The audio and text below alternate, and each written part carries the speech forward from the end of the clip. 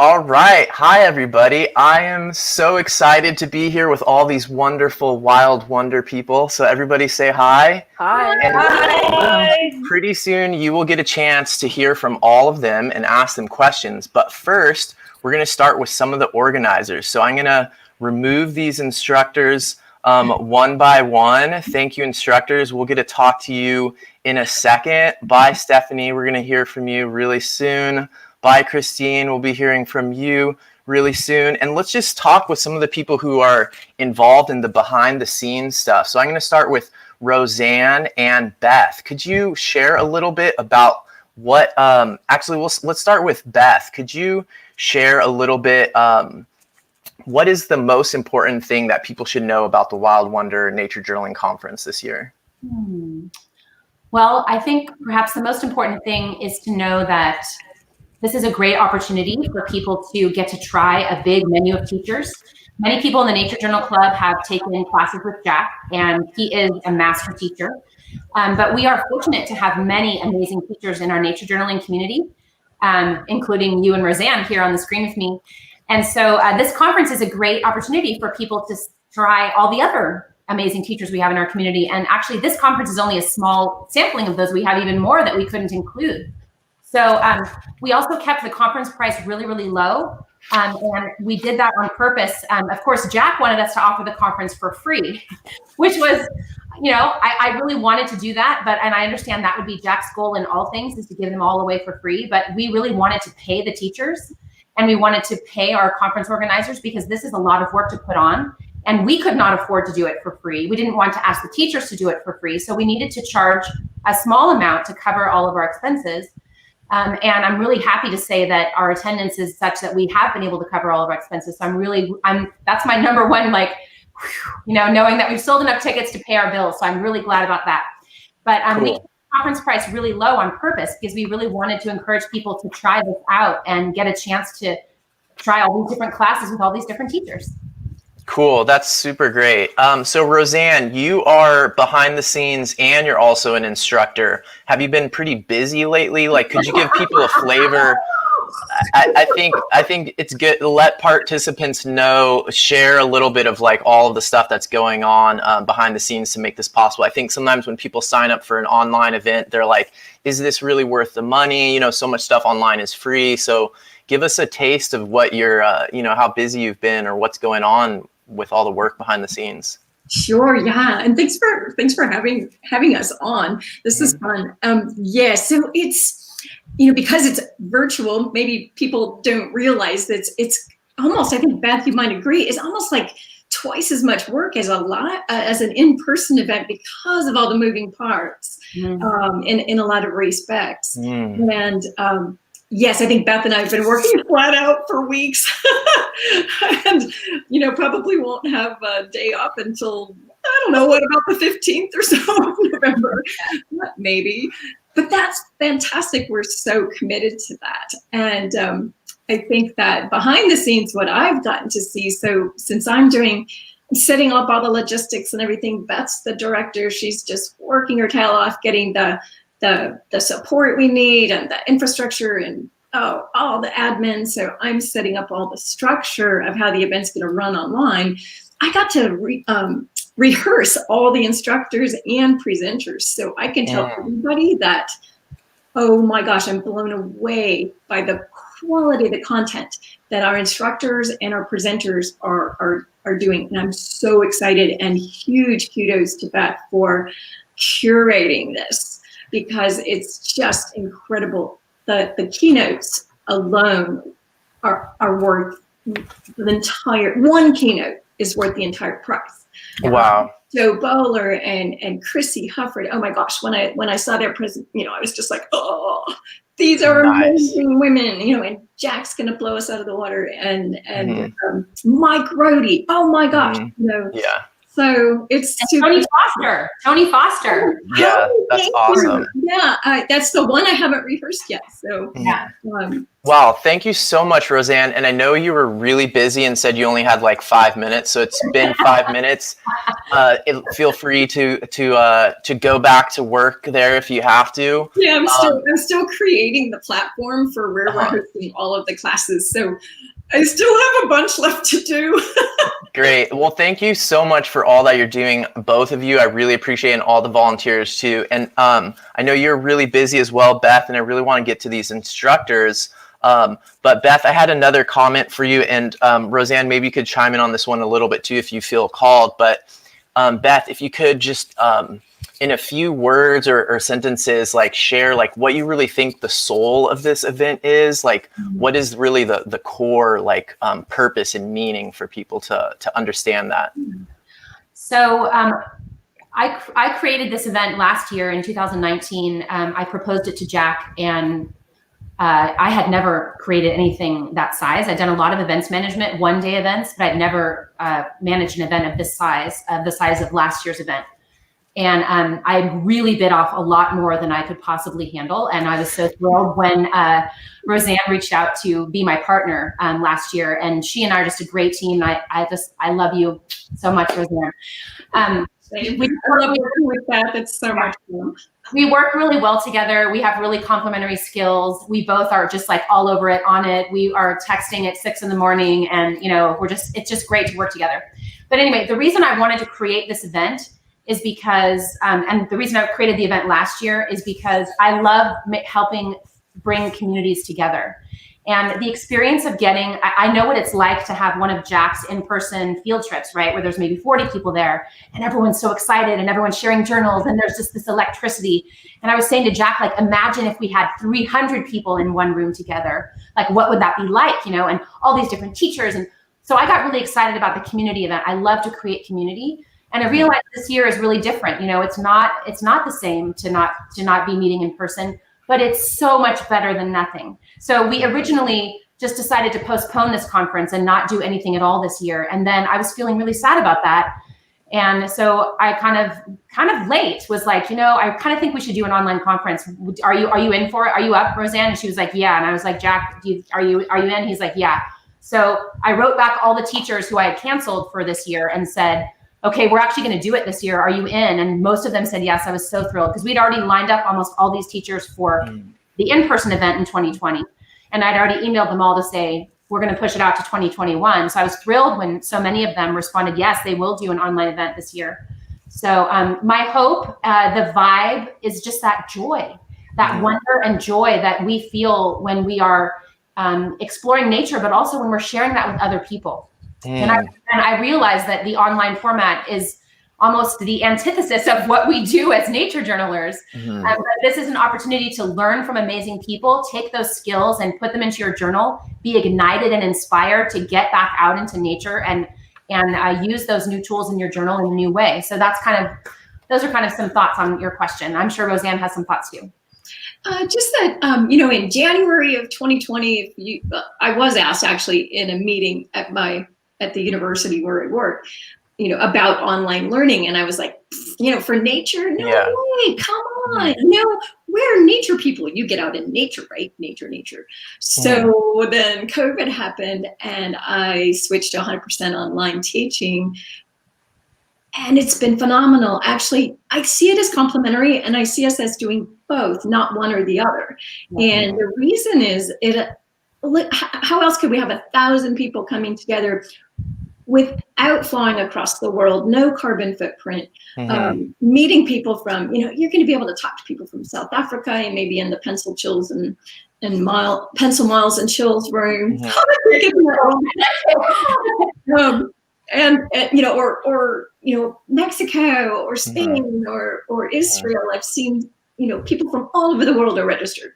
Yeah. And you're not going to see that as much at an in-person event because it's very expensive to travel. So I'm thrilled with that. Just thrilled. And it's going to be super fun. Okay, well, that is super awesome. And I don't want to hang on to you too much longer. And I also don't want to leave the instructors. We've got these world-class instructors sitting here. So Beth and Roseanne, thank you so much for all that you're doing for the community and for organizing this. All right, bye. Yeah. Okay, I'll see you soon. I am going to bring in the instructors now, and then come back in a second for the other people involved behind the scenes. So for all of you who've been waiting to hear from some of your instructors and ask some questions, this is going to be your opportunity. So I'm really, really excited. I have taken classes with some of you. Is everyone on here? Okay, yes. And then I'll get a chance to talk to Melinda and Brian more in a second. And so, yeah, I feel like I've taken classes from all of you except for Christine. I've seen some of Christine's videos, but haven't taken any of your actual classes. So really, really excited to have you all on. And I think we're going to operate this as a panel, basically. So I'll have a question that I will ask, and then we can go around. And on my screen, on my screen, let's go in the order of Stephanie, then JP, then Christine, then Kate. Does that sound okay to everybody? Good. And then I'll ask a question, and then we'll go through one by one, and I'll cue you also, but just that will be our order. So first, I think to get people started, for people who are watching this right now, there's people on the Nature Journal Club Facebook page. There are people on YouTube. Someone just said they feel like they're watching the Oscars with all-star instructors. So that's pretty sweet from Karen. I think Karen's down in San Diego. Thank you, Karen. And so just so that people get a feeling for kind of like what your class is going to be like, I'll be asking you some questions about your class. But first, I wanted to segue a little bit from what the people on the administrative and logistical side were mentioning. And they were all mentioning the word community. So I think my first question that I want to ask is, how have you benefited from classes or conferences in the past? Like, how have you, as nature journalers, benefited from community and classes and conferences such as this in the past? Because I think sometimes participants, they look at you as these sort of, someone mentioned the Oscars, but they look at you as sort of like, oh, well, they already are great at this, but just to give them an idea of like how you got there. So starting with Stephanie, how have you benefited from art classes or nature journaling classes or conferences in the past? Like if you went to Wild Wonder last year, for example, or other things where you've learned from that. Well, this reminds me of a story, because before Wild Wonder last year, I remember on the Nature Journal Club group, some people were saying, oh, I feel so intimidated by going to this because of these instructors. Mm-hmm. And I chimed in and laughed and said, I'm an instructor, and I feel like I'm a fraud even being here, because I had only barely started nature journaling. I had just been going to Jack's in-person classes for a while, and I had been drawing, but I hadn't necessarily been doing, true nature journaling and going out in the field and observing. And I still don't do anywhere near as much as I'd like to. So I think it's good to remember that like all the instructors are coming from their own experiences, but that they're just people. And some of us don't feel like we're experts. My expertise is insects and other terrestrial arthropods, so that's what I bring to the conference. But yeah, so I felt like I was starting from almost nothing in every single class. And I love the format this year that you can attend everything if you want to. You don't have to choose, because it wasn't that the hardest part last year, was picking between all the incredible classes that were being offered. Yeah, that's a great point. Thanks, Stephanie. That's a really good point to let people realize that even the instructors maybe feel intimidated. So don't feel too intimidated to participate in Wild Wonder. All right, thanks, Stephanie. How about you, JP? Hi, can you hear me okay? You sound great. Okay, good. All right. Let's see. Well, I did go to Wild Wonder last year, and I took Stephanie's class and Christine's class, and they were both a lot of fun, and it gave me inspiration, like how to keep things moving for me this year. So I'm excited to see you both. I wish this wasn't virtual. It would be, the energy would feel different. You guys know that if you've been to just about any conference.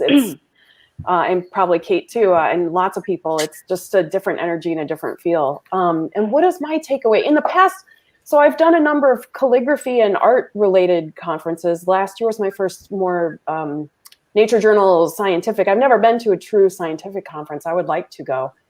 And I would say, what do I want to say? It's even on Zoom, it's a lot. There's a lot to take in, and maybe just search for those 3 really good things that speak to you. 3 little kernels of wisdom.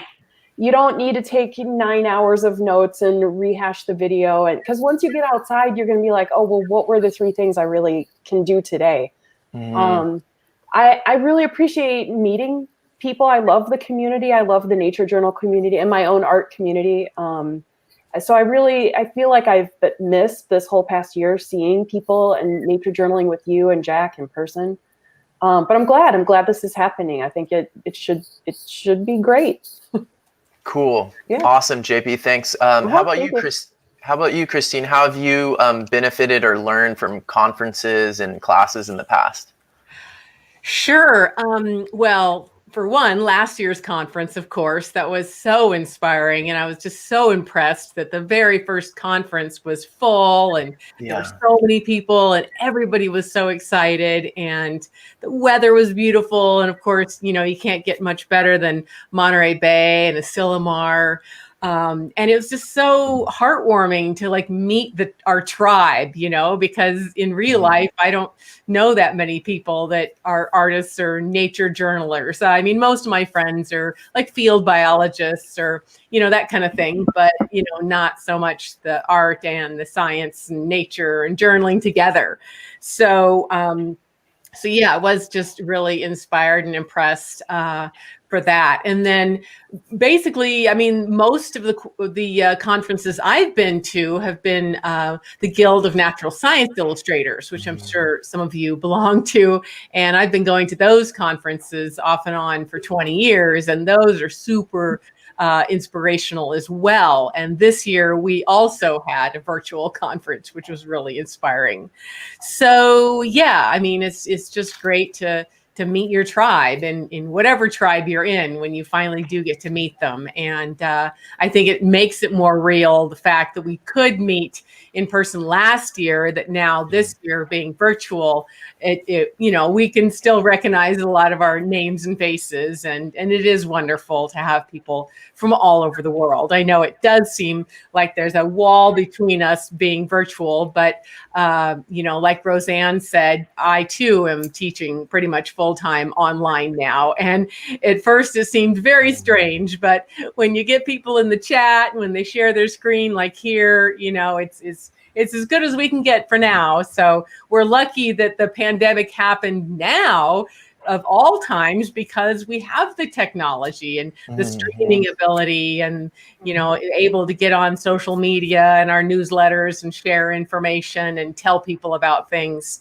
So, if it was going to happen ever, I guess this is the best time for it to happen. So there's no silver lining, right, to everything. Yeah, totally. I think I want to bring Brian. Can I bring you on here now for a second too to answer this question? Because I think this one will be, since we're talking about community, I want to pose this question to Brian as well, because Brian is involved, and I think Melinda. If Melinda's still there, I can't tell. I don't see her. Yeah, I'm going to pose this question to both you two as well. So. Brian and Melinda are definitely involved in the community side of nature journaling and have really done a lot during COVID. And I think what Christine said is super interesting about how we're lucky in a way that this should happen now, that we have this technology and are able to do all these things. So I guess I'll pose the same question to Brian and Melinda. And I'll start with Melinda because it's in the order on my screen. How have you benefited from classes and conferences in the past? I know both of you went to Wild Wonder last year, so could you share, Melinda, about how Wild Wonder affected you last year? Yeah, totally. It changed. It ignited my nature journaling. So I've been journaling for almost 20 years, all by myself, never with anybody else. And I found Jack. Maybe a year and a half ago, my husband gave me his book, and I noticed that he did some live things, but it's an hour away or 2 hours away. So I hadn't really gone. And right before Wild Wonder, I went to a couple of events. I met Jack at Wild Wonder. The very first session I went to was the one for educators. And that just blew me away, that Jack, the energy that Jack has, like I didn't watch any videos, so I didn't know who he was. And to just see it in that moment, I just fell in love. It's just like, oh my gosh, this is my tribe. These are people who are passionate about nature, who want to observe nature more. And I was not very confident in my drawing skills, but the way that Jack teaches just evens out, and helps you feel like you can do this. And I was just really excited. I just knew that I wanted that because I live here in Monterey Bay. I wanted that here. I wanted the physical connection with people. I wanted to create the community. And it was going to Wild Wonder, spending time with Jack, meeting you, Marley. Marley had said, hey, Melinda, maybe you could start your own Nature Journal Club. And it planted that seed in my head, and it was burning like in my mind, for like that first day. And the next day I couldn't help it. And I approached Jack, and at the time I didn't know him. So I didn't know how we respond, but just really like with such compassion and love and generosity, he just creates this really great community, the Nature Journal Club community. And I wanted to be a part of that. And I wanted to create and expand that where I live so that I can connect with other people. And so that's kind of where it started. And I met Brian at Wild Wonder too. We had a discussion, and we both started our own Nature Journal Clubs that following month. And we've been going nonstop. And so, and taking classes, I took a class with Christine Elder and some other amazing teachers at Wild Wonder. And each of them, like I probably don't remember every word they said, but I have my notes in my nature journal. And I've remembered little nuggets of information. Like JP said, you're going to feel overwhelmed with so many classes, but take some notes, remember 1 or 2 nuggets, because that's all we can really handle right now, right? And then not only take those nuggets, but go outside. And when you do your nature journal, practice those nuggets of information. And that's how you're going to grow. And that's how it's helped me, is like to learn from other people, not just, the book or one person, or, by interacting with other people. Sharing is incredible. Being able to share has really helped me grow my nature journaling as well. I'm harvesting all kinds of really great ideas from all of you and growing it in my nature journal. So I think that this community is really, really important to help us feel less disconnected and less isolated. And yeah, I'm grateful that we can have this technology to connect, to feel like we're in the same room. And so, if you're feeling a little overwhelmed with technology, take breaks. You don't have to watch everything the whole time. You don't have to go back and watch every minute of a recording. Follow your curiosity. Just go to the ones that speak to you. Wow, so that's kind of my take on how I'm going to approach this conference. Awesome. Melinda, thank you. That was really great. Brian, how about you? How have you benefited from, the conference last year, or could you share a little bit about that? Yeah, absolutely. So as Melinda said, we got to meet last year, which was wonderful. And she spent the whole time, explaining all the different types of seaweed to me on the beach. Because, I'm out here in Sacramento, so it's all a whole different world. But also part of the benefit was that I didn't know anyone in my area who nature journaled. And so going to Asilomar, I suddenly met several people who were from the Sacramento area or somewhere around here. And they all wanted a community in their neighborhood without having to drive, sometimes to Marin or to the Bay Area. And so, I wasn't the perfect person to do this. I'm not an artist or a scientist, but I can organize events. And so we started doing that. And that was purely because of the event. And then as Melinda said, I think it was inspiring for a lot of people.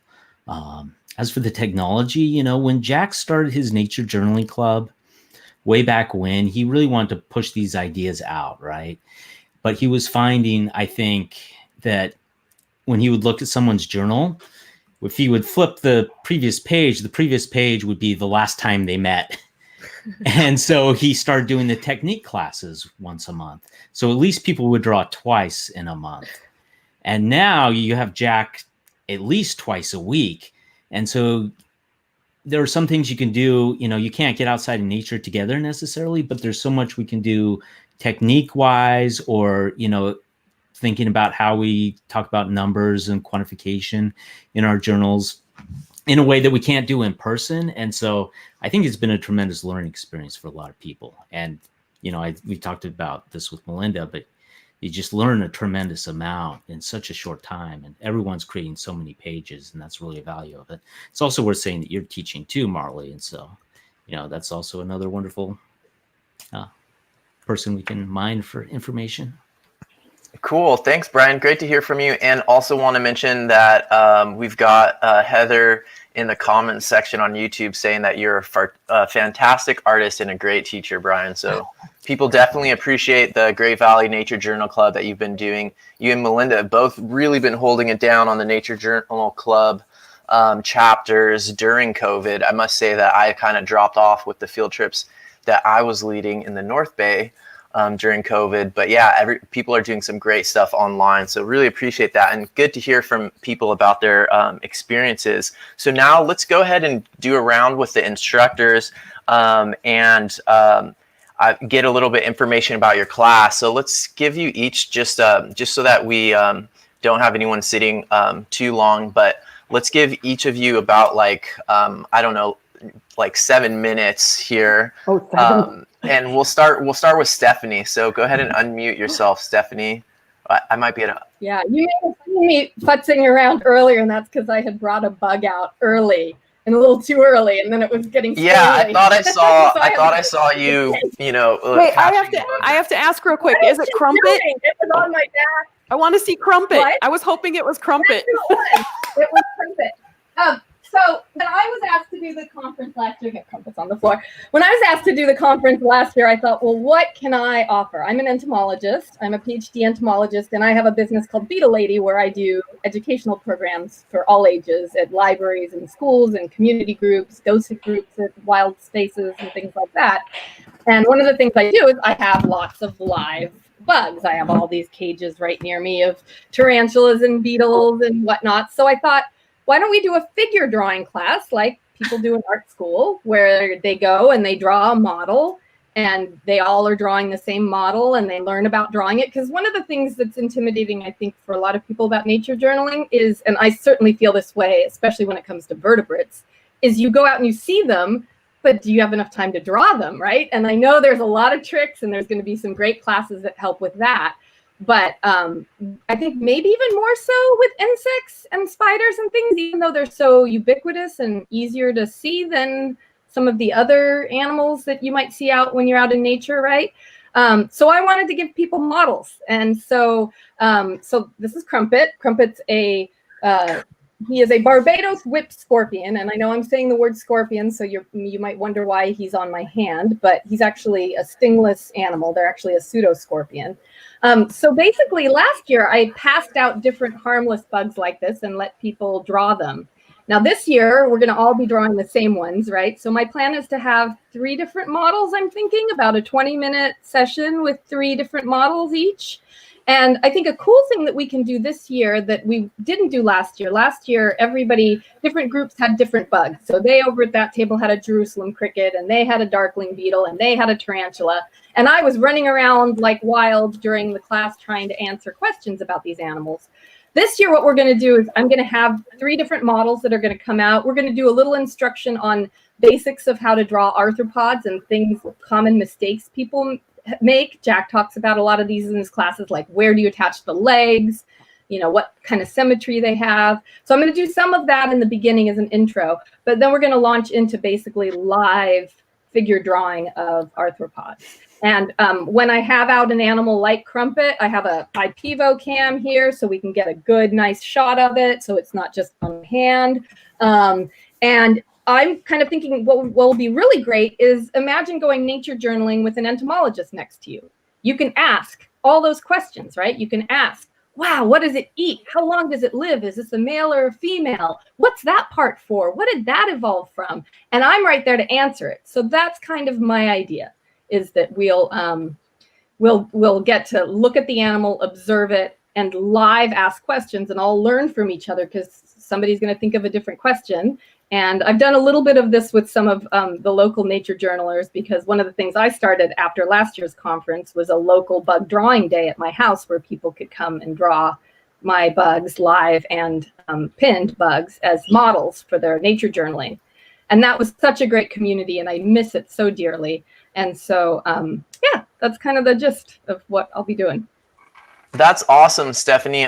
Thank you so much for sharing. I took your class last year and it was really awesome. And I'm also realizing that I think I skipped Kate on the last round about how have you benefited from classes and conferences. I think I got everyone else on that question. Yeah.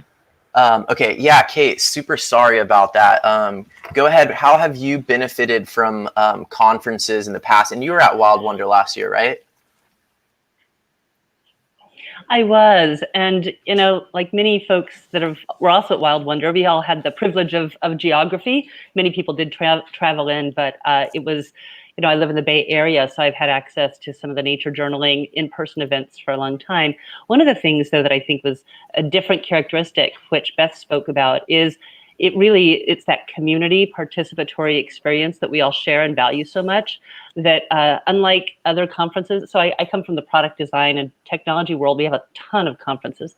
And you've really seen a shift from these models of like Sage on the Stage, which we talk about in kind of education as well, to this guide on the side, which is more of an inclusive learning community. But I actually think of us as kind of like we all together drawing, like we in the trees, like standing in the trees, drawing together.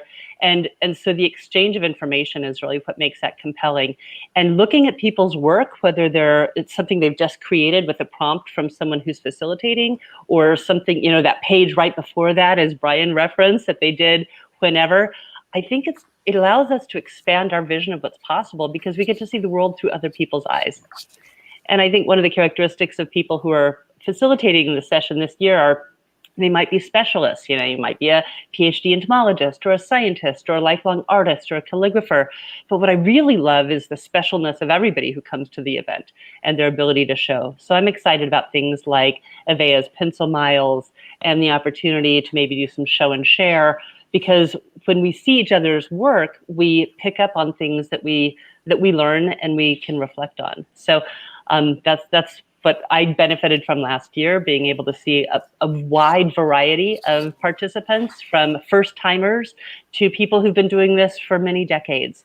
And, it's not about is the work good or not? It's about how do you see the world and how do we all participate in its stewardship?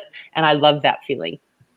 Wow, that is really cool to hear sort of that philosophical perspective on just like how knowledge is shared in the Sage on the Stage versus, which I'd heard that one before. Love that assonance in that one, but I hadn't heard the guide on the side. So thanks for sharing that piece about how information is shared and the sort of philosophical side there. You might want to be a little careful about the we and the trees. I'm not quite sure that plays yet, but we'll work on it. Great. I'm sure you'll come up with a good one, or at least an image for representing that. So great. Let's get back into the classes then. So far, Stephanie has shared about her class, and let's just keep going in that original order. So we'll go to JP next, and we'll go to Christine, and then back to Kate about classes. And then maybe we can hear from Melinda and Brian about classes that they took last year or aspects that they facilitated as well. So let's get a little bit from JP, and maybe if you have like your 7-minute chunk to share what class you're teaching and what is the most important thing participants will get from your class. And I'll put you on solo here so people can. Oh boy. Okay. Whew. Look, you can see my everything. Make it small again. Okay, so what is my class? I'm doing page layout and design, which is a technique class. It's a little fine art and graphic design world, because when you look at art, there's composition in paintings as well as in, books and magazines. And gosh, I have been doing it for many, many years, and I've been keeping a sketchbook for many years. And then when I started nature journaling, people would make a comment like, why does your page look different? Why does this work? And I, kind of couldn't even answer for a while. And then I started a conversation with you, with Lena, several people, Lori Maloney and Miriam. I hope they're out there listening. I just want to thank all you guys for your feedback.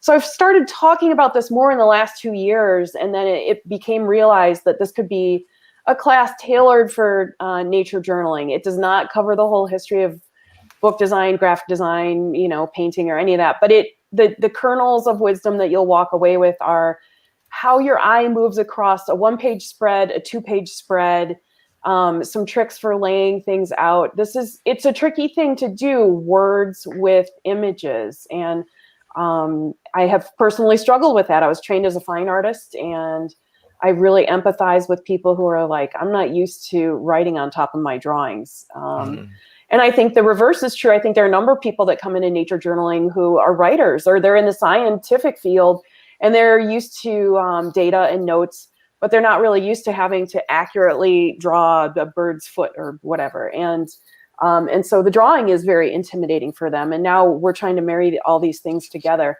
So I'm going to be talking about giving you tips to make that a little more successful, pleasing for yourself and easier to read for other people. And then, deciding what your intention with your nature journal is. I'm excited to talk to students, to children, to adults. I really miss that more than I realized, which was when we would meet in person, the journal share. And I don't put a lot of my work online because of copyright issues. So in my class, you'll be able to see more of my stuff than I'm used to putting online. But I do miss just what magic, what cool stuff people come up with when we're out in the field. I love it. And again, there's so many people that I miss, Akshay and Gargi and Lena and, oh my gosh, John Atwood and Susan Stanley. There are tons of people here in the Bay Area that were out with Jack in 2014 when it first started that are not on the Facebook group at all. And I haven't seen in ages. And so I really can't wait for us to all connect again when it's, convenient and have a nice big picnic and talk about stuff. So anyway, as far as my class goes, my class is layout and design. It's very technique related, but I'm hoping it helps people out. Yeah. Cool. That's awesome. And I feel like that's one of those sort of easy to overlook aspects that has a huge impact and is super leverageable. Just learning a couple tricks from you has really helped me out. So I'm really glad that you're teaching that this year, JP. It's super awesome. Okay, next is Christine. Christine, what class are you teaching, and what is the most important thing people are going to get out of that class? Well, first I wanted to say I'm really looking forward to both those other gals' classes. I had already marked up my schedule, and Stephanie, I love insects and all invertebrates. I studied freshwater invertebrates, and I love marine invertebrates, and I've taught lots of classes on insects. I even taught a class on tardigrades and actually got people to sign up, and it was so fun. And JP, I'm really excited about layouts because I have the world's worst handwriting. I mean, I don't know how I can even be an artist because it seems like my brain switches from when I'm writing to when I'm drawing. And so from the left to the right brain, right? So I'm really looking forward to the layouts and calligraphy style class. But anyway, so that kind of leads me into the left-right brain thing. My class is on the first day. Let's see, when is that? Wednesday in the afternoon. It's called Whole Brain Techniques, kind of, a play on the idea of left and right brain. And so it's going to be really fast paced, really hands-on. I'm really going to stretch your mind. You might even have a little headache afterwards. You're like, oh, my mind's blowing because it's going to be really fast. And it's particularly, it can be for all audiences. It's particularly for beginners who are a little bit afraid to just get some, graphite on the paper, and how do they get started and how do they switch over from that left analytical, symbolic mind to sort of the right brain mind, right? And so, but I think it's also good for people at any stage, even if you're, an advanced artist or illustrator, because the exercises we're doing are kind of good for warm-up exercises that you might do anytime, or even, when you don't have a lot of time and you're bored, like you're, on a plane or on a train or something, or sitting around waiting for an appointment, and you just kind of do a few things in your sketchbook when you really don't feel that creative, but you want to, practice. So it's a lot about hand-eye coordination things, really just like stretching your brain and kind of getting out of the symbolic and really looking at something. We as humans, well, I guess any animal really in general is, we're really good at categorizing and naming something right away for sort of like a safety reason. Like when we were hunter-gatherers, on the savannas of Africa, and all of a sudden there'd be something in the distance, we had to instantly say whether it was friend or foe. Is this an eland that we're gonna hunt, or is this a saber-toothed cat that we have to run from? So we got really good at just naming something and moving on. You know how kids are, like at the zoo, and they ask, what's that animal? What's that animal? And as soon as you name it, right, they've moved on. So my exercises, we're going to do like, I think 6 or 7 of them, are getting you to really look and get out of that symbolic and really looking. So we're going to just do some fun things that are inspired by classic textbooks like Betty Edwards' Drawing on the Right Side of the Brain. And let's see, this other book that I really love, Irene Brady, her book here, Right Brain Art in a Left Brain World. So nothing I'm doing is, really that groundbreaking, but it's super fun and it's good practice. Let's see, I think that's mainly it. So yeah, I'd love to have you come. And I did have some extra info in my course, or once you sign up on the schedule, there's some links to some PDF downloads that we'll use as references when we're drawing.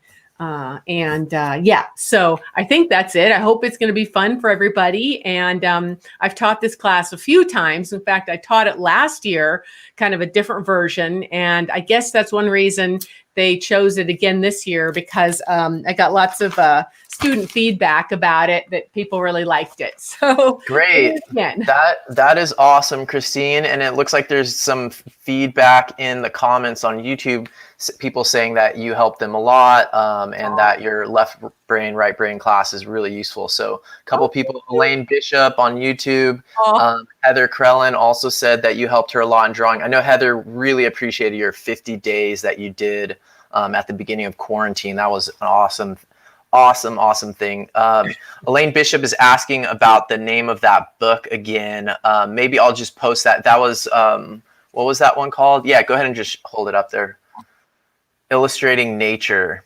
Great. Right Brain Art in a Left Brain World by Irene Brady, who's also in Oregon. And then, of course, the classic text by Betty Edwards, Drawing on the Right Side of the Brain. So those are lots of good ideas that are similar to what I'm doing.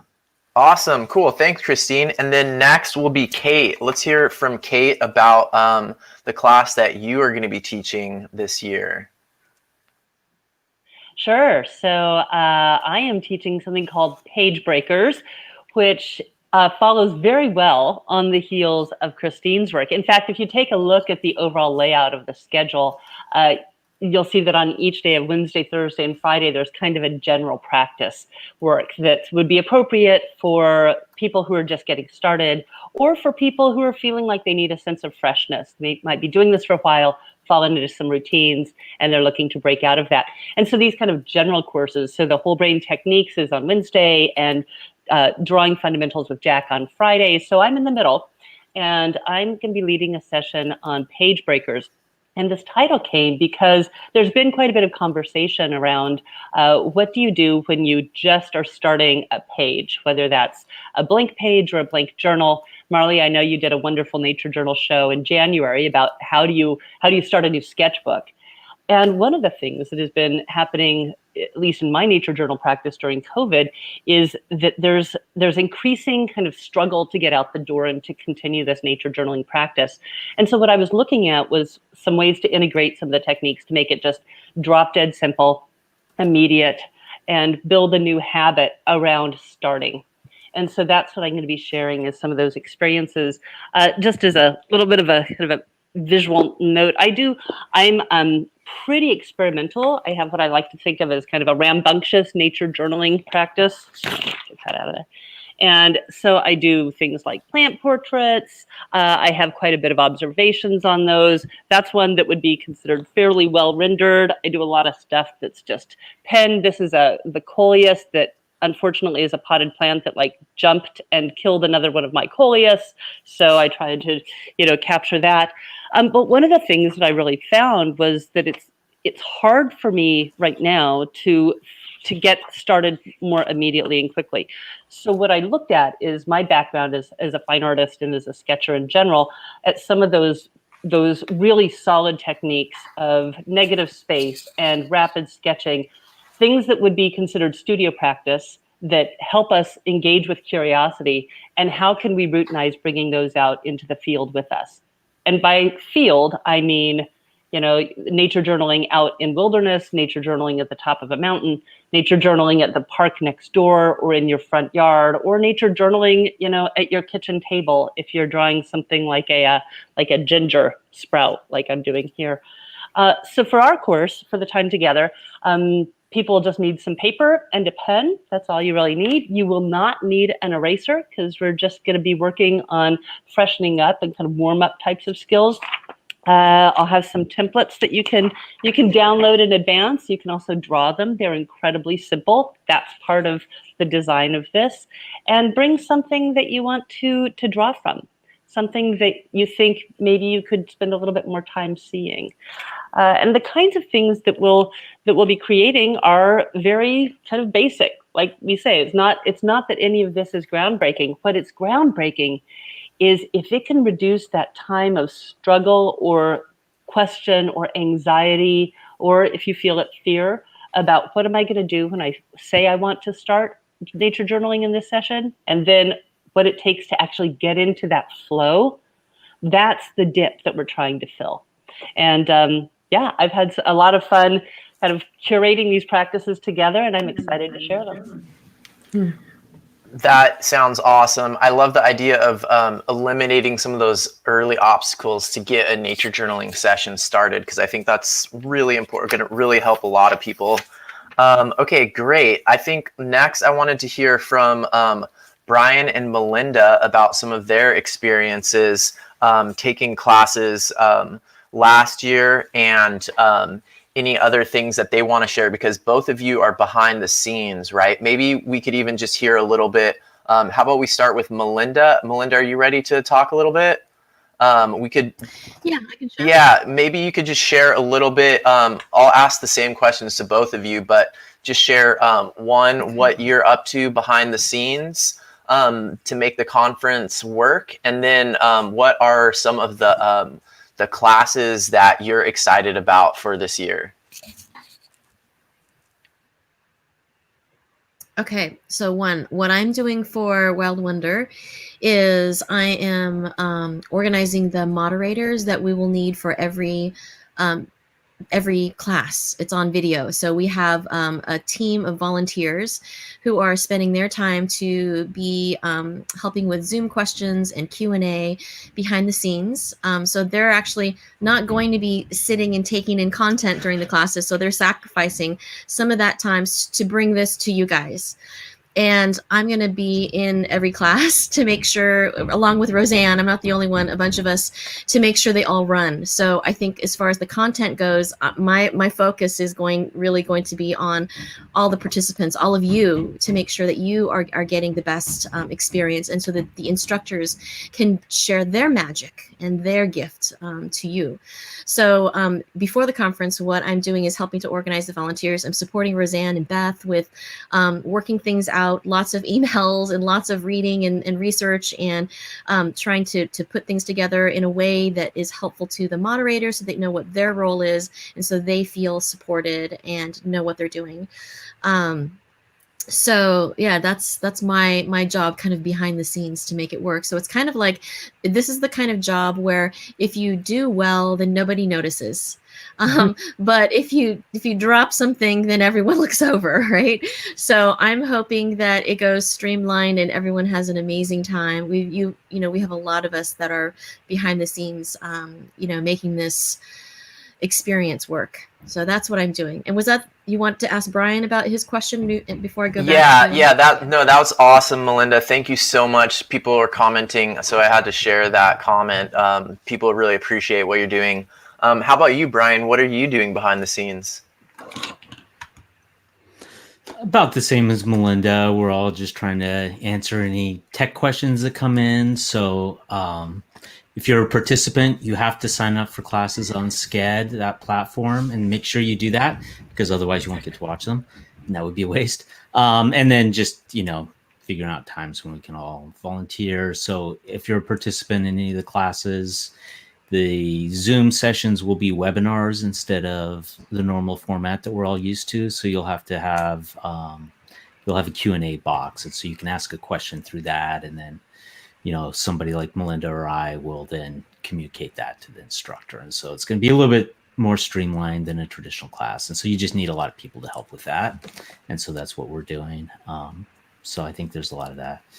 And so that's why Beth and Roseanne had to jet out of here because there's a lot going on. And so, yeah, we're also doing like an auction that'll go live on Tuesday.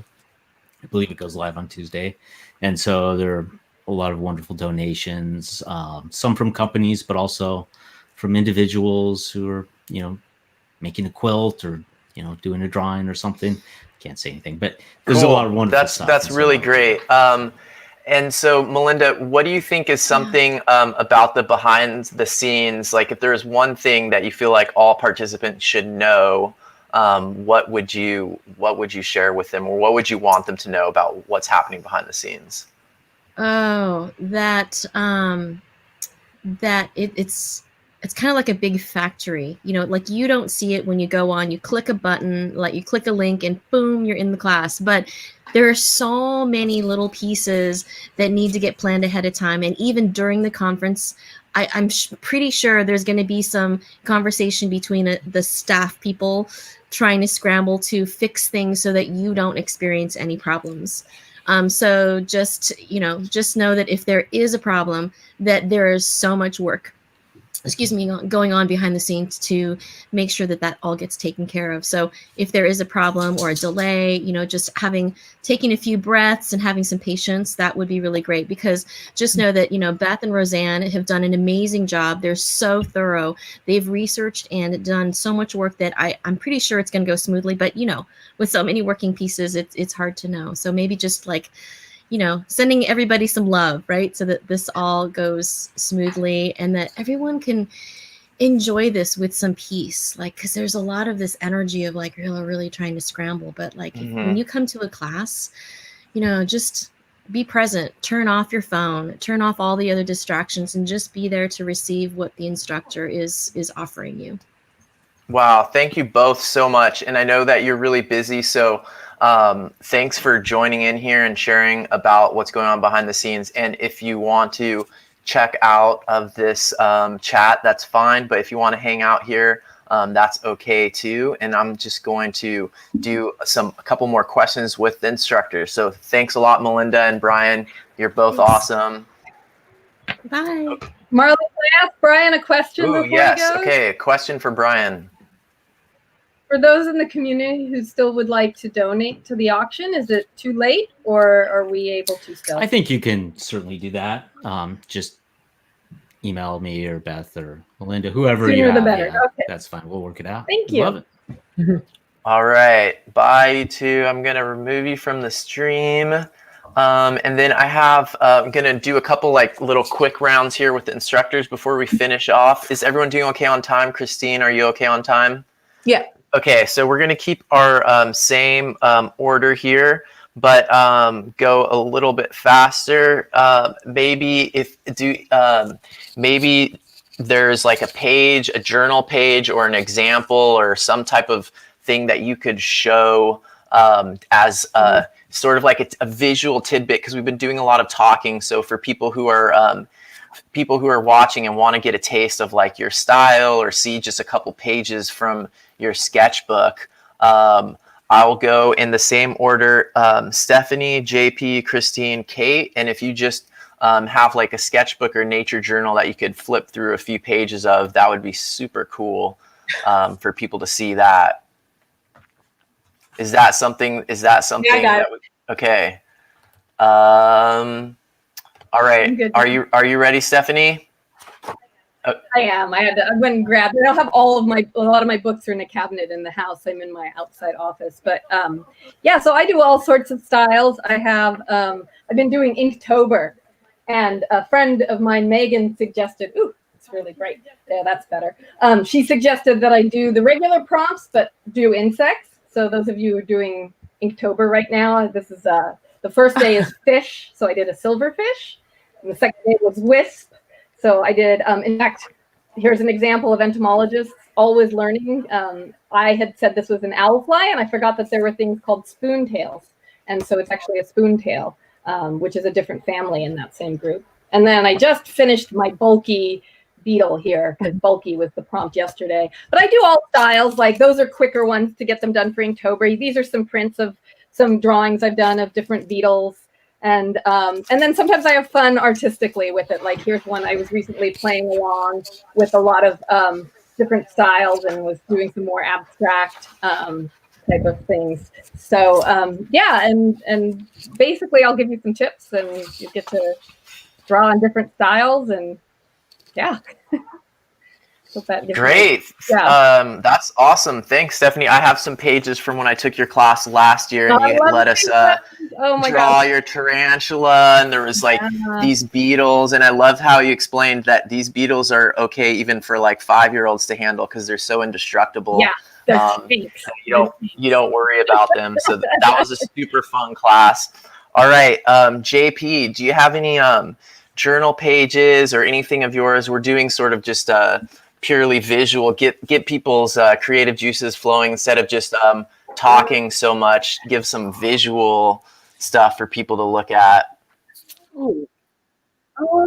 Okay, yeah, I've got this. Oh, now I'm not sure how I feel about sharing this.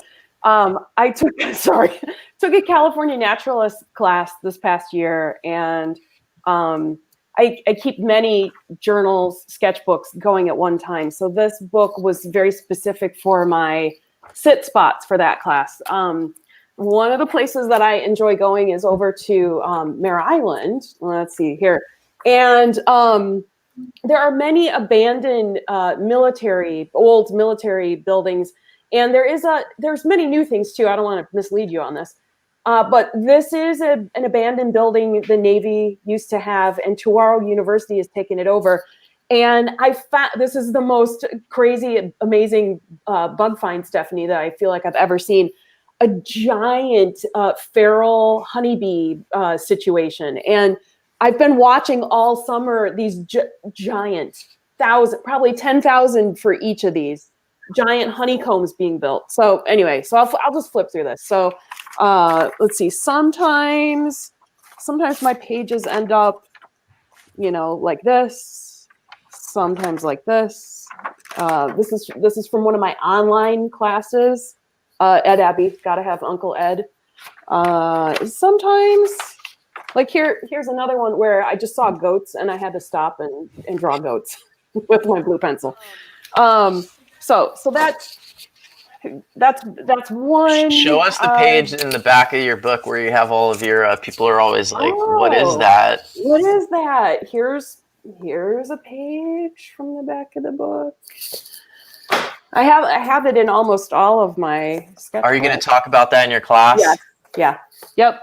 I'm gonna talk about some of the pages that I don't finish, some of the pages that I do finish. I'm going to talk about sometimes, I did this on location, and then I went back and added a couple things, later. Awesome.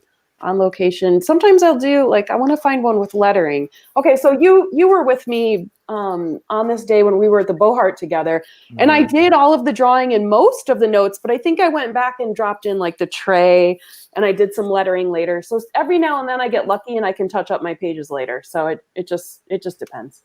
Yeah. Cool. Talk Thanks, about all that. JP. Yep. I'm sure people are at home eating their hearts out, just loving watching all of this visual stuff because after we've been talking for 40 minutes. How about you, Christine? Do you have any pages, Nature Journal pages to share? You go on some real adventures. Yeah, thanks for reminding me. Well, I used to sketch a lot more plants and insects, but then I got into birds, and I've spent the last 7 years working part-time as a bird watching tour guide. So I've been really lucky to travel all over the world, from Alaska to Peru to Borneo to Italy. And so that's kind of the only time I get time to sketch, because when I'm home, I'm spending so much time teaching or doing sketching tutorials that I get sidetracked, and I'm hoping to go travel again very soon. But a lot of my stuff is from, like, well, I was in Peru a while back and sketching these really cool Franklin's gulls on the beach near Lima. And then I was in Costa Rica last year, and I did a self-designed big day where instead of just trying to see as many birds as I could in 12 hours, I sketched as many birds as I could. So I spent a whole day, and I filled pretty much an entire sketchbook with lots of tropical hummingbirds. I kind of love to go to tropical places. So like this. So I think I saw like 75 species and drew them and sketched them all in one day. So I focus. Yeah, I don't have really beautiful layouts because it was so fast. And like I said before, I could really use some help with layouts because as a biologist, kind of more focused, I'm more focused on anatomy and behaviors, and I'm not as good at so many other people in the Nature Journal group, that are so good at the layouts, So sorry, I keep having a hard time figuring out how to show these. So yeah, a lot of these are from last year in Costa Rica, where I sketched like 75 birds in one day, including lots of really cool kind of rare things like the sunbittern and ringed kingfishers and some of the endemic hummingbirds, like the snowcap hummingbird. But then more finalized things are things like, this is stuff I'll do more in the studio, kind of like a little bit more polished drawings. And I love working on toned paper. And then this is a cute little willow flycatcher I just did for a magazine. But yeah, I really need to get out in the field more and sketch. And I am heading to Ecuador pretty soon. So I'm excited about that. Wow, I am super jealous. I love going to tropical places also. Thanks for sharing your pages. I kind of wish we had just done a whole hour of everybody sharing their sketchbook pages because this is really fun so far. Okay, let's see some pages from Kate. Unmute myself here. So I've been working more on plants, doing some plant portraits. This is one of the copper spoons that I have, and I'll generally start with observation and then do some of the research. This has words, pictures, numbers, the 3 languages that we talk about in nature journaling. A little bit more akin to what we'll be doing together would be the deeper observation with this 3 lines of charm. Hang on, little stranded to show that up there. So this is blind contour. And then what that makes possible is just a much more thoughtful and rigorous kind of understanding. This is a coleus blossom. These things are super, super tiny, and I blew them up quite large to see how they were kind of emerging over time, and a couple side views of that. Another is, let's see, I'll just show a couple more. Another of these page breaker practices example, and this time with a little bit more color on the 3 lines of charm, really trying to discover and understand, again, coleus, kind of into my coleus plants, what's happening with the specific structure and how I can really see that. And then moving more towards a, oh gosh, sorry. Like, it's backwards on the screen, but more of incisive look into how the different parts and pieces work. And you might not know this, but if you break off a coleus branch or down here, it's a perfect square. It was really beautiful to see that moment kind of happen. This is a tip that had fallen off. And then more on the field, I'll just show a couple last ones, really in situ, kind of what happens when you've got some time out in the world. And this is a map from the Huckleberry Regional Preserve map, a view. And then this interesting thing over here, you might not recognize, and we'll go into that when we do our workshop together, and some 1-minute sketches along the bottom.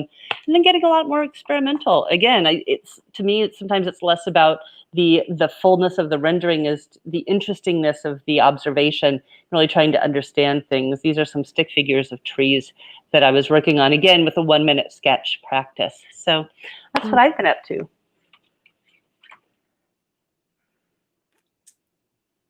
Oh, Good. Marley, I think, yeah. There we go. Thanks so much for sharing those pages, Kate. It's really cool to see everybody's pages. I always forget, we should do more of that. So I have a final, just very quick question for all of the instructors, and then you can all get back to the last minute preparations of your classes, or whatever you have to do this Sunday. And then I'm gonna keep talking for a little bit longer after you all go. But so my final question is, if you could summarize your class, just to give people an idea of what's coming up next week with your class. If you could summarize your class into one word, one action verb, one verb. If you could summarize your whole class into one verb, what verb would you use? Maybe I'll give you a couple seconds to think about it. And I have an answer. I already have an answer. Go JP. Intention. Great. Okay, we got one for JP's class. All right, who's next? Is bug out a verb? You can bug out, right? Bug out sounds great. Love it. Awesome. Just bug out with me. Yeah. Go big. Nice. Immediacy. Ooh, wow. That is so good. I'm so glad I asked that question. I'm just going to share a couple comments from that people have been posting here, and then let you all know about that. Elaine Bishop is saying thank you for all the great information, great talk, great art, and appreciating the sketchbooks. So people really enjoying the share of your sketchbooks, and thank you so much for your time coming here. I know you're already really busy with all the emails and getting ready for the classes, so appreciate all that you're doing to get ready for this awesome workshop. And I'm going to keep chatting for a little bit longer about some other aspects of the event, but thank you all instructors, and thank you Brian and Melinda and Beth and Roseanne for all the people who joined in. Thank you again, and for all the people watching, go ahead and say bye. Thank you. Yeah, thanks, Marley. Yeah. JP, Kate, bye-bye. Yeah, I'm glad to see you guys. I'll see you soon in your classes. Trumpet says bye. Bye. Thanks. All right, bye, instructors. And then I'm going to keep chatting a little bit more about the Wild Wonder Conference. If people have any more questions, let me know. One thing I wanted to mention is there's going to be a really cool, I know that Karen was mentioning how great it was to have the journal share events.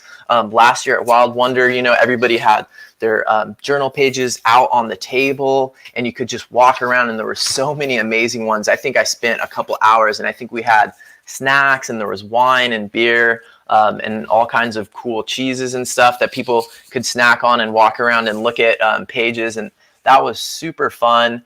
Really enjoyed that. And so this year, there's not going to be anything that can quite compare to being in person and sharing sketchbooks, but there will be pencil miles and chill. So every single day there is one at lunch, and then there's one in the evening, and you can join that session. Be sure to sign up for that. Ivea is going to be hosting that, and I wanted to get her on today, but she couldn't make it, and that's going to be a really fun opportunity to get on there and chat with other people. There can even be, I believe, breakout rooms from there. So a really fun time. If you want to connect with someone, you could even try connecting with one of the instructors after the class, or like if you have something that doesn't get fully addressed in the class, or you want to follow up with it, you could just post something and let people know that you're going to try to have like a breakout session in there in Pencil Miles and Chill. So just wanted to point out that that's going to be a great opportunity.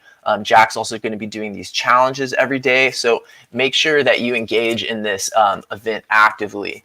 And because, you know, nature journaling is kind of like this bar of chocolate right here. So a bar of chocolate is a great thing by itself, right? And, you know, like I could probably eat most of this bar by myself, but it's just like nature journaling. If you share this bar of chocolate, it's even better than just eating it all by yourself, because, you know, I might have a stomach ache and then get burnt out on chocolate after I eat this whole thing.